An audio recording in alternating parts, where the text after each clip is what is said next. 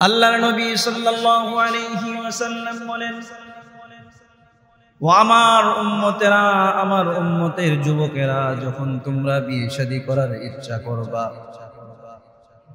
তখন ওই মহিলার ভিতরে 4টি গুণ তোমরা লক্ষ্য করবা। এই 4 গুণের অধিকারী যদি ওই মহিলা হয়, তাহলে তোমরা তাকে বিবাহ শাদী করবা। বলেন সুবহানাল্লাহ। وقال رسول الله صلى الله عليه وسلم تنكح المرأة لأربع: لمالها ولحسبها ولجمالها ولدينها فاظفر بذات الدين। আল্লাহর নবী বলেন, এমন মহিলাকে তোমরা বিবাহ করবা, এমন মহিলাকে বিয়ের জন্য তোমরা নির্বাচন করবা যার ভিতর 4টি গুণ আছে। 1 নাম্বার গুণ হচ্ছে তার সম্পদ দেখবা, 2 নাম্বার হচ্ছে তার বংশ দেখবা, 3 নাম্বার হচ্ছে তার সৌন্দর্য দেখবা, 4 নাম্বার হচ্ছে তার দিনদারি দেখবা। ফাযফারু বিযাতিদ্দীন, তবে দিনকে তোমরা সবচেয়ে বেশি প্রাধান্য দিবা। বলেন সুবহানাল্লাহ। দিনদারিকে ভিত্তি রেখে, দিনদারির উপর ভিত্তি রাখবা। দিনদারি হচ্ছে ফাউন্ডেশন। মহিলার যদি দিনদারি ঠিক থাকে, তারপর তুমি তার সম্পদ খুঁজবা, তার সৌন্দর্য খুঁজবা, তার বংশ খুঁজবা। যদি দিনদারি ঠিক থাকার পরে 3টির সবটাই যদি পাও, তাহলে তোমার সৌভাগ্য। যদি 3টার মধ্যে একটাও না পাও, শুধু দিনদারি পাও, তাহলেও এই মেয়েকে বিয়ে করো। আল্লাহ পাক তোমার ইহকাল এবং পরকালীন জিন্দেগি সুন্দর করে দিবে। কিন্তু বর্তমান দেখা যায় সর্বপ্রথম খোঁজে সুন্দরী কিনা, চামড়াটা সাদা কিনা। চামড়া সাদা হওয়ার পরে খুঁজে এই মেয়ের বাবার সম্পদ কেমন আছে।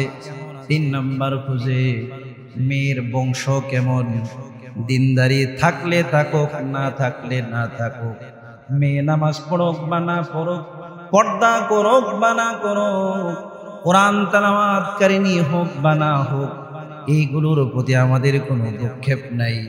এই সমস্ত মেয়েদেরকে আমার সন্তানদেরকে দিয়ে বিয়ে করাই।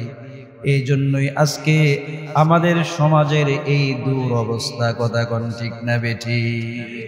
আজকে আমাদের সমাজের দুরবস্থা এই কারণে, বিয়ে শাদীর ক্ষেত্রে যে আমরা গুণগুলো দেখার দরকার, যেটাকে প্রাধান্য দেওয়ার দরকার, ওইটাকে পিছনে ফেলে দিই।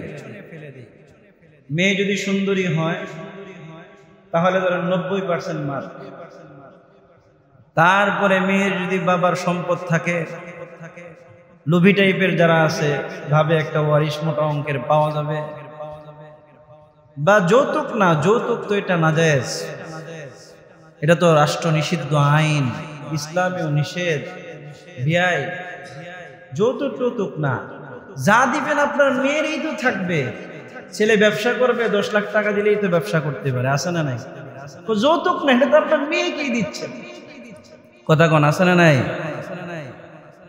যৌতুক তো যৌতুকেই, হারাম তো হারামেই। এটাকে আপনি যতভাবেই ব্যাখ্যা করেন, আপনার ব্যয়ের কাছে, আপনার শ্বশুরের কাছে আপনি যেভাবেই চান, সেটা যদি কর্জা না হয়, সম্পূর্ণরূপে এটা যৌতুক, যৌতুক, যৌতুক, হারাম, হারাম, হারাম। কোনো সন্দেহ নেই, কোনো সন্দেহ নেই, এটা হারাম। মেয়ের বাবার যদি সম্পদ থাকে, আরো 3 মার্ক, 93 বংশ। গ্রামের বাড়ি কেটা দেখে আর বাস হয়েছে, ঢাকায় বাড়ি টাড়ি আছে, বাস হয়ে গেছে। মেয়ে নামাজ টামাজ পূর্ণিমা ওই টুকটাক, কোরআন শরীফ টুকটাক, পর্দা পশিদা টুকটাক, এইগুলো টুকটাক, আর বাকি সব ঠিকঠাক। বাকি সব কি ভাই? ঠিকঠাক। বাকি যখন সব ঠিকঠাক থাকে, দিনদারি যখন টুকটাক হয়ে যায়, তখন আপনার ছেলের জীবন এবং আপনাদের শ্বশুর শাশুড়ির জীবনও টুকটাকে হয়ে যায়। আপনাদেরকে মানলে মানে, না মানলে না মানে। মাঝে মধ্যে ছেলে এবং মেয়ে উভয় মিলে আপনাদেরকে বৃদ্ধাশ্রম পর্যন্ত রেখে আসে। কথা কোন ঠিক না বেঠিক? অথচ আল্লাহর নবী কি বলেছেন? বৃত্তি হবে দিনদারি। বৃত্তি হবে কি? দিনদারি। বাবা যদি দিনদার হয়, মা যদি দিনদার হয়, সন্তানও দিনদার, সন্তানও কি হবে? দিনদার হবে।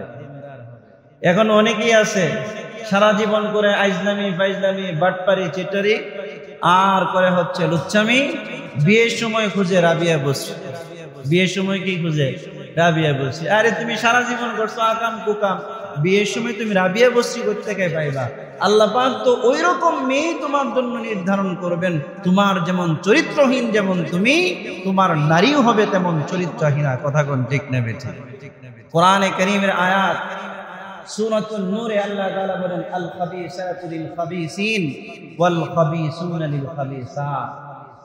অসৎ সচ্চরিত্র নয়, বদচরিত্র, কুচরিত্র, খারাপ চরিত্র পুরুষদের জন্য আমি রেখেছি চরিত্রহীনা নারীদেরকে, আবার চরিত্রহীনা নারীদের জন্য রেখেছি চরিত্রহীন লম্পট পুরুষদেরকে। বলেন নাউযুবিল্লাহি মিন যালিক।